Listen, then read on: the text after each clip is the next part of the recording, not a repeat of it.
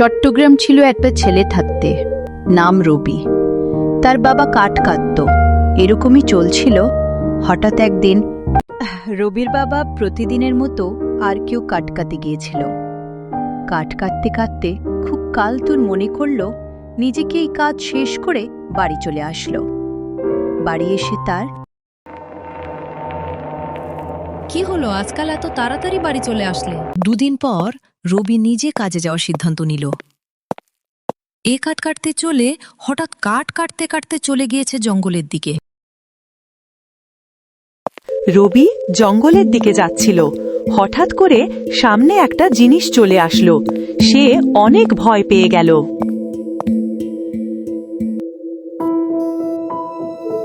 তোর কষ্ট আমি বুঝতে পারছি রবি, তুই আমাকে চিনতে পারবি না। আমি তোকে একটা জাদুর পাথর দিচ্ছি, তুই যা চাবি সব এনে দেবে। আবার করবি না, আমি তোকে দিলাম। যেই পাথরটা দিল সেই উদয় হয়ে গেল। তারপর রবি বাড়ি চলে গেল, তার নিচে গ্রামে ফিরে গেল। জাদুর পাথর পেয়ে তারা এখন খুব বড় লোক হয়ে গেল।